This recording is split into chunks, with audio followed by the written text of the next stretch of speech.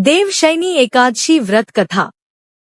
धर्मराज युधिष्ठिर भगवान श्री कृष्ण से कहते हैं, हे भगवन, आपने आषाढ़ मास के कृष्ण पक्ष की एकादशी अर्थात योगिनी एकादशी के बारे में विस्तार पूर्वक बतलाया। अब आप कृपा करके आषाढ़ मास के शुक्ल पक्ष एकादशी का क्या नाम है तथा उसकी कथा क्या है, इस व्रत की क्या विधि है, कृपा कर यह सब विस्तार पूर्वक कहिए।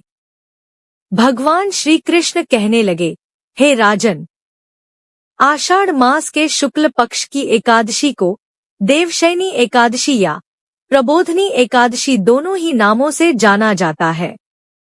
हे युधिष्ठिर, जिस कथा को ब्रह्मा जी ने नारद जी से कहा था वही मैं तुमसे कहता हूँ।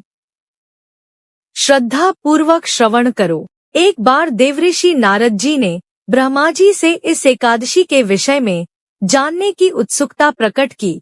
तब ब्रह्मा जी नारद को इस एकादशी की कथा सुनाने लगे। सतयुग में मांधाता नामक एक चक्रवर्ती सम्राट राज्य करते थे। उनके राज्य में प्रजा बहुत सुखी थी, किंतु भविष्य में क्या हो जाए यह कोई नहीं जानता। अतः वे भी इस बात से अनभिज्ञ थे कि उनके राज्य में शीघ्र ही भयंकर अकाल पड़ने वाला है। उनके राज्य में पूरे 3 वर्ष तक वर्षा न होने के कारण भयंकर अकाल पड़ा। इस अकाल से चारों ओर त्राही त्राही मच गई। धर्म पक्ष के यज्ञ, हवन, पिंडदान, कथा, व्रत आदि में कमी हो गई। जब मुसीबत पड़ी हो तो धार्मिक कार्यों में प्राणी की रुचि कहाँ रह जाती है। प्रजा ने राजा के पास जाकर अपनी वेदना की दुहाई दी। राजा तो इस स्थिति को लेकर पहले से ही दुखी थे।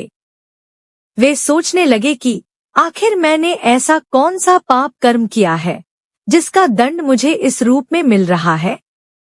फिर इस कष्ट से मुक्ति पाने का कोई साधन करने के उद्देश्य से राजा सेना को लेकर जंगल की ओर चल दिए। वहां विचरण करते करते एक दिन वे ब्रह्मा जी के पुत्र अंगिरा ऋषि के आश्रम में पहुंचे और उन्हें दंडवत प्रणाम कर राजा ने अपनी शंका ऋषि के सामने प्रकट करते हुए अपने आने का उद्देश्य बताया। उस समय सतयुग में ज्ञान ग्रहण करने का अधिकार केवल ब्राह्मणों को ही होता था और अन्य वर्गों विशेषकर शूद्रों के लिए तो यह वर्जित था और इसे पाप माना जाता था। ऋषि कहने लगे, राजन, आपके शासन में एक शूद्र नियमों का उल्लंघन कर शास्त्र शिक्षा ग्रहण कर रहा है। इसी महापाप का खामियाजा तुम्हारी सारी प्रजा उठा रही है। प्रजा को इस विपदा से उबारने के लिए तुम्हें उसका वध करना होगा। लेकिन राजा का मन यह नहीं मान रहा था कि वह मात्र शिक्षा ग्रहण करने को ही अपराध मान लिया जाए।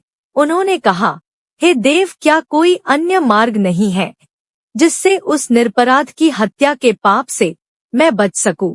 तब अंगिरा ऋषि कहने लगे, एक उपाय है राजन, तुम आषाढ़ मास की शुक्ल एकादशी के व्रत का विधिवत पालन करो, तुम्हारे राज्य में खुशियां पुनः लौट आएंगी।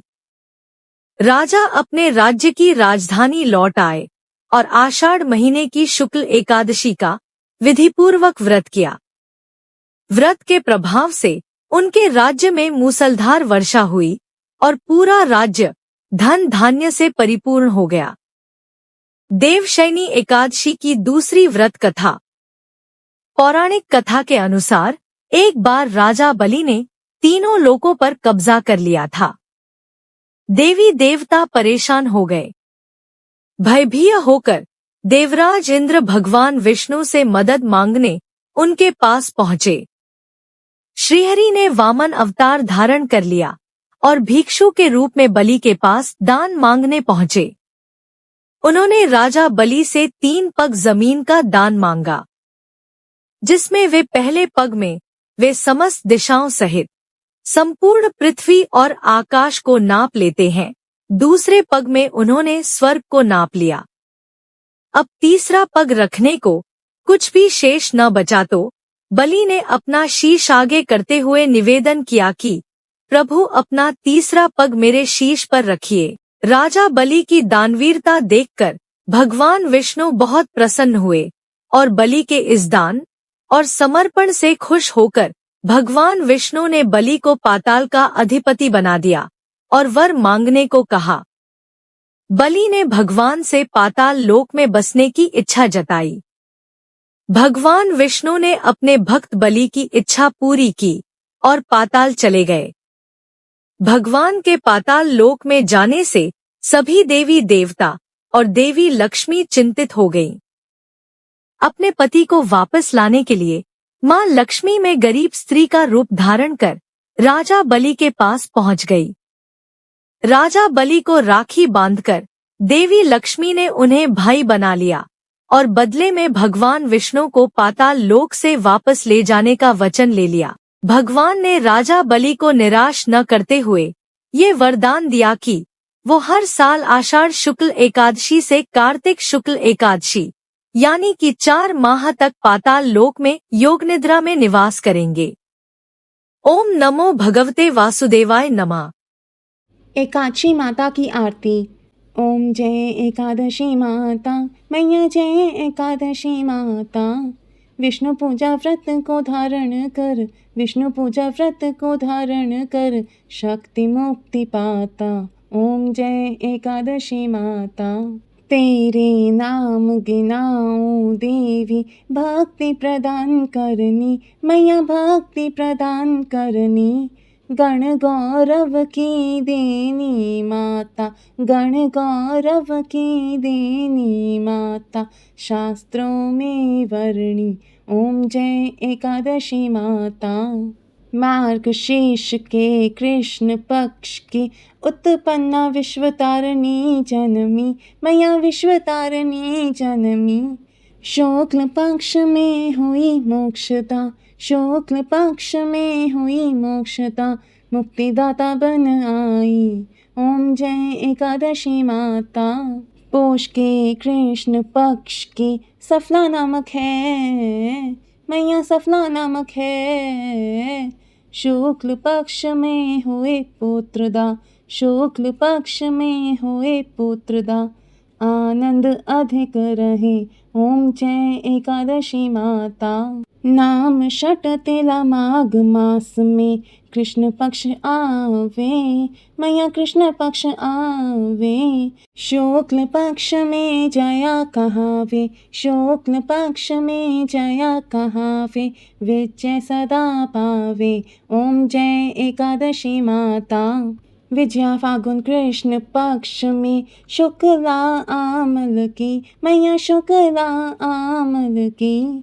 पाप मोचने कृष्ण पक्ष में, पाप मोचने कृष्ण पक्ष में, चैत्र महाबली की। ओम जय एकादशी माता। चैत्र शुक्ल में नाम कामदा, धन देने वाली, मैया धन देने वाली। नाम बरुथिनी कृष्ण पक्ष में, नाम बरुथिनी कृष्ण पक्ष में, वैशाख महावाली। ओम जय एकादशी माता। शुक्ल पक्ष में होई मोहिनी, अप्राचेष्ट कृष्ण पक्षी, मैया अप्राचेष्ट कृष्ण पक्षी। नाम निर्जला सब सुख करनी, नाम निर्जला सब सुख करनी, शुक्ल पक्ष रखी। ओम जय एकादशी माता। योगिनी नाम आषाढ़ में जानो, कृष्ण पक्ष करनी, मैया कृष्ण पक्ष करनी। देव शयनी नाम कहायो, देव शयनी नाम कहायो, शुक्ल पक्ष धरणी।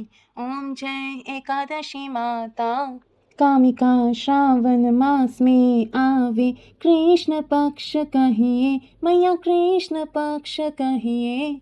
श्रावण शुक्ला होए पवित्रा, श्रावण शुक्ला होए पवित्रा, आनंद से रहिए। ओम जय एकादशी माता। अजा भाद्रपद कृष्ण पक्ष की परिवर्तनी शुक्ला, मैया परिवर्तनी शुक्ला। इंद्र आश्विन कृष्ण पक्ष में, इंद्र आश्विन कृष्ण पक्ष में।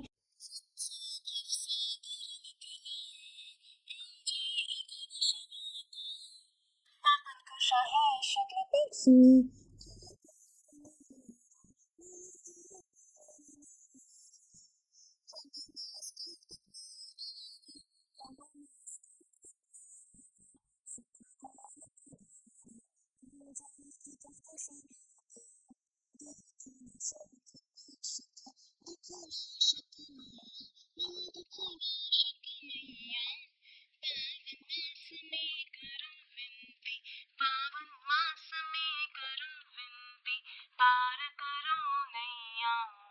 ओम जय एकादशी माता परमा कृष्ण पक्ष में होती जन मंगल करने मैया जन मंगल करने शुक्ल पक्ष में होए पद्मिनी शुक्ल पक्ष में होए पद्मिनी दुख दारिद्र हरनी ओम जय एकादशी माता जो कोई आरती एकादशी की भक्ति सहित गावे मैया भक्ति सहित गावे जन गाती तो स्वर्ग पावासा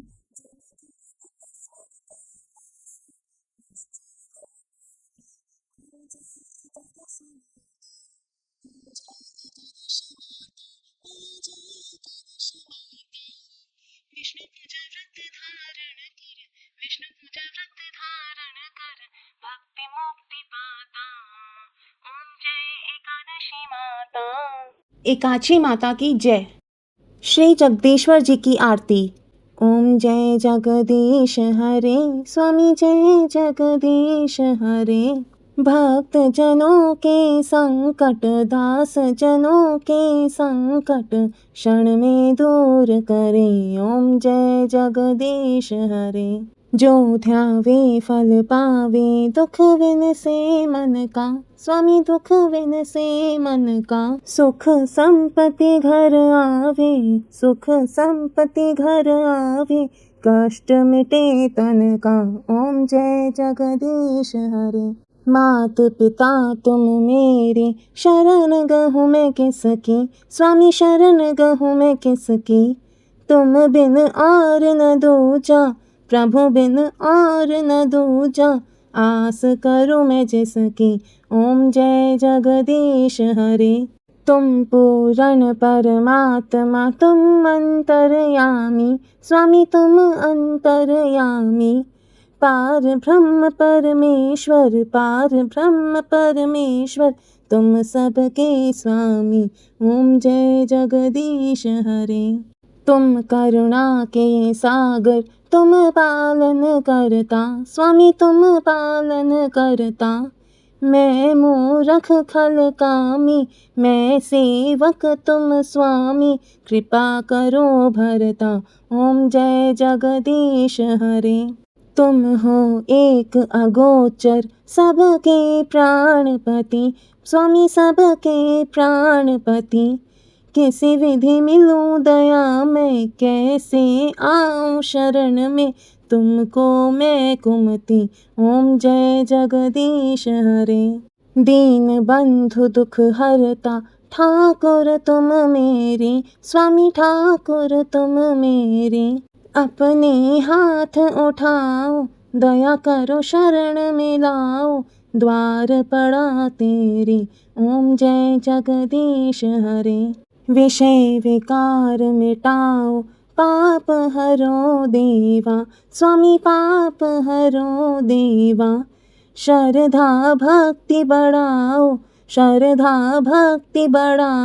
संतन की सेवा ओम जय जगदीश हरे श्री जगदीश जी की आरती जो कोई नर गावे स्वामी जो कोई नर गावे कहत शिवानंद स्वामी कहत हरि हर स्वामी सुख संपत्ति पावे ओम जय जगदीश हरे ओम जय जगदीश हरे स्वामी जय जगदीश हरे भक्त जनों के संकट दास जनों के संकट क्षण में दूर करे ओम जय जगदीश हरे ओम नमो भगवते वासुदेवाय नमः। देवशयनी एकादशी। हिंदू धर्म में एकादशी का व्रत महत्वपूर्ण स्थान रखता है। प्रत्येक वर्ष 24 एकादशियां होती हैं। जब अधिक मास या मलमास आता है तब इनकी संख्या बढ़कर 26 हो जाती है।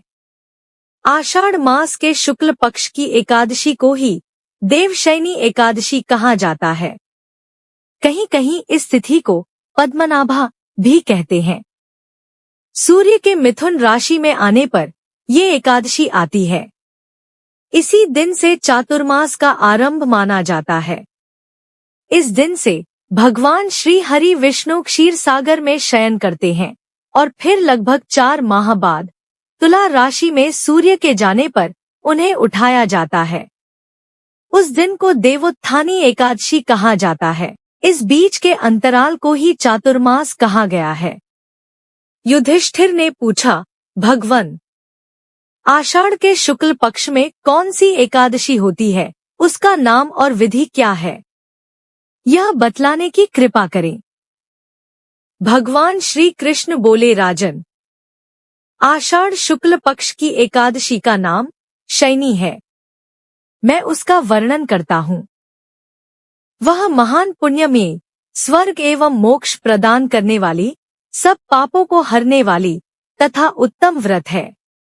आषाढ़ शुक्ल पक्ष में शयनी एकादशी के दिन जिन्होंने कमल पुष्प से कमललोचन भगवान विष्णु का पूजन तथा एकादशी का उत्तम व्रत किया है, उन्होंने तीनों लोकों और तीनों सनातन देवताओं का पूजन कर लिया। हरिशनी एकादशी के दिन मेरा एक स्वरूप राजा बलि के यहाँ रहता है और दूसरा क्षीर सागर में शेषनाग की शैया पर तब तक शयन करता है जब तक आगामी कार्तिक की एकादशी नहीं आ जाती।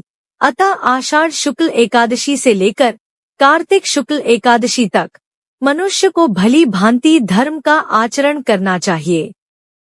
जो मनुष्य इस व्रत का अनुष्ठान करता है वह परम गति को प्राप्त होता है। इस कारण यत्नपूर्वक इस एकादशी का व्रत करना चाहिए।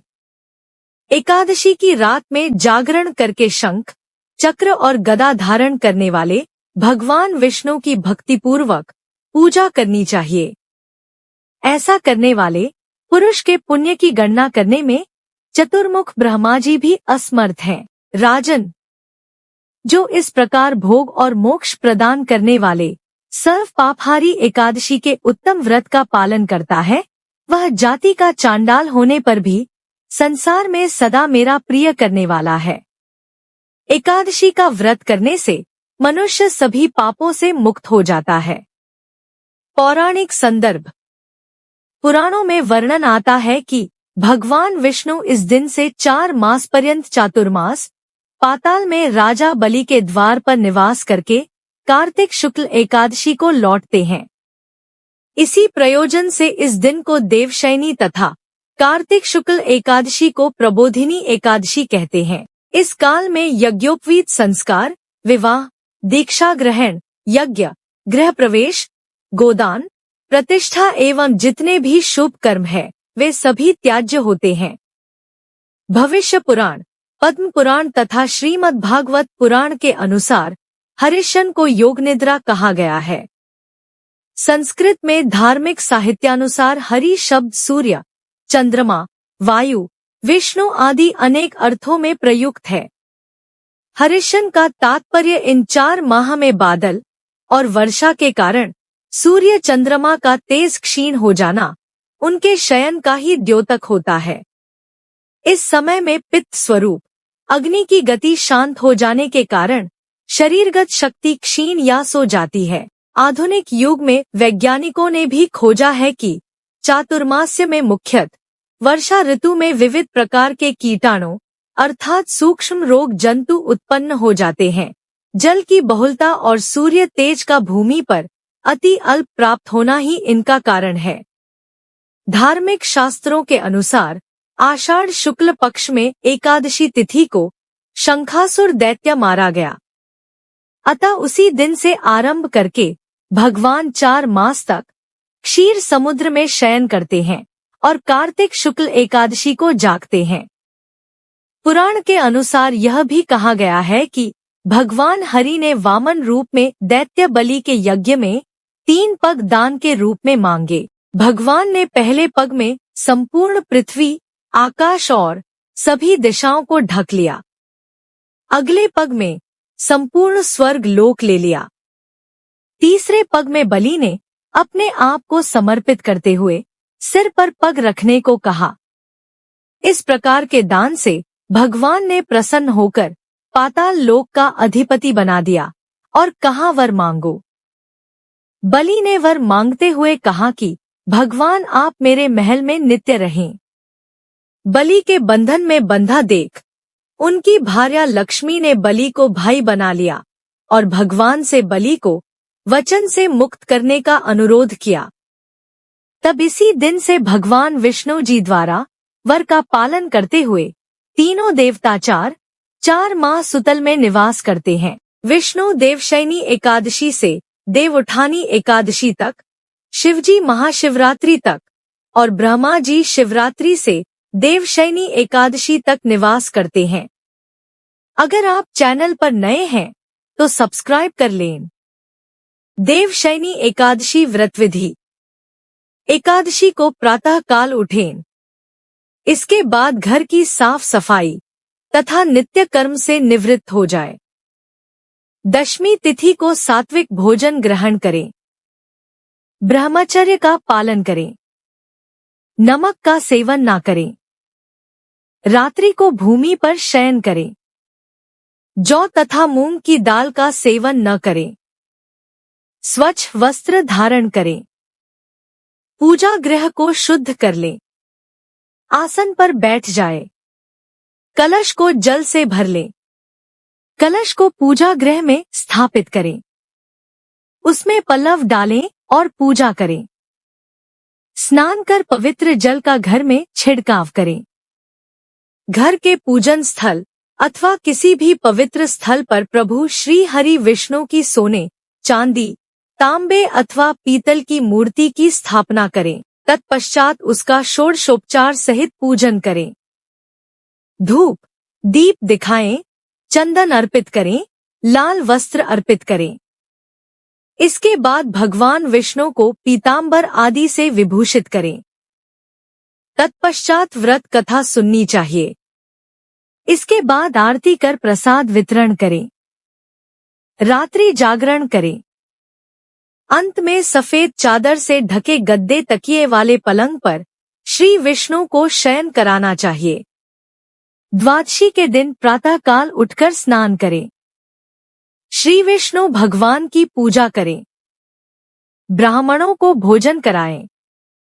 उसके उपरांत स्वयं भोजन ग्रहण करें। व्यक्ति को इन 4 महीनों के लिए अपनी रुचि अथवा अभीष्ट के अनुसार नित्य व्यवहार के पदार्थों का त्याग और ग्रहण करें। त्यागे आज के दिन किसका त्याग करें? मधुर स्वर के लिए गुड़ का। दीर्घायु अथवा पुत्र पौत्रादि की प्राप्ति के लिए तेल का। शत्रुनाशादि के लिए कड़वे तेल का। सौभाग्य के लिए मीठे तेल का। स्वर्ग प्राप्ति के लिए पुष्पादि भोगों का।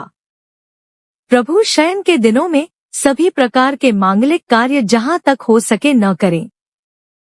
पलंग पर सोना, भार्या का संग करना, झूठ बोलना, मांस, शहद और दूसरे का दिया दही भात आदि का भोजन करना, मूली, पटोल एवं बैंगन आदि का भी त्याग कर देना चाहिए। देवशयनी एकादशी का महत्व। देवशयनी एकादशी को लेकर पौराणिक मान्यताएं कहती हैं कि इस व्रत को करने से व्यक्ति को भगवान विष्णु की विशेष कृपा प्राप्त होती है। साथ ही सभी पापों का नाश होता है। इस एकादशी का व्रत करने से व्यक्ति को मोक्ष प्राप्त होता है। इसी के साथ देवशयनी एकादशी के दिन देवता गण भी व्रत रखते हैं और भगवान विष्णु की उपासना करते हैं। देवशयनी एकादशी के दिन से भगवान विष्णु 4 माह के लिए योग निद्रा में चले जाते हैं और सृष्टि का कार्यभार भगवान शिव को सौंप देते हैं। देवशयनी एकादशी से ही चातुर्मास का आरंभ हो जाता है। इन 4 महीनों में कोई भी शुभ कार्य नहीं होते हैं, क्योंकि इन 4 महीनों तक मंगल कार्यों में भगवान विष्णु शामिल नहीं हो पाते हैं। इसलिए शादी, मुंडन, गृह प्रवेश आदि जैसे मंगल कार्य इस दौरान आयोजित नहीं होते हैं। देवशयनी एकादशी को लेकर विभिन्न मान्यताएं हैं। जब भगवान विष्णु शंखचूड़ के साथ युद्ध करते हुए थक गए थे, तो सभी देवताओं से भगवान विष्णु से प्रार्थना की आप आराम कीजिए और कुछ समय के लिए शयन में चले जाएं। भगवान विष्णु देवताओं की प्रार्थना पर 4 महीने के लिए योग निद्रा में चले गए। दूसरी मान्यता यह है कि भगवान विष्णु ने राजा बलि को वरदान दिया था कि वह हर साल 4 महीने के लिए पाताल लोक में आकर वामन रूप में वास करेंगे। इसलिए भगवान विष्णु योग निद्रा में चले जाते हैं, वामन रूप में पाताल में वास करते हैं। देवशयनी एकादशी व्रत पूजन सामग्री। श्री विष्णु जी की मूर्ति, वस्त्र लाल एवं पीला, पुष्प, पुष्पमाला, नारियल, सुपारी, अन्य ऋतुफल, धूप दीप, घी, पंचामृत, दूध, कच्चा दूध, दही, घी, शहद और शक्कर का मिश्रण, अक्षत, तुलसी दल, चंदन, कलश। ओम नमो भगवते वासुदेवाय नमः। वीडियो अच्छी लगी हो तो प्लीज लाइक एंड शेयर, और अगर आप चैनल पर नए हैं तो सब्सक्राइब जरूर कर लें। धन्यवाद।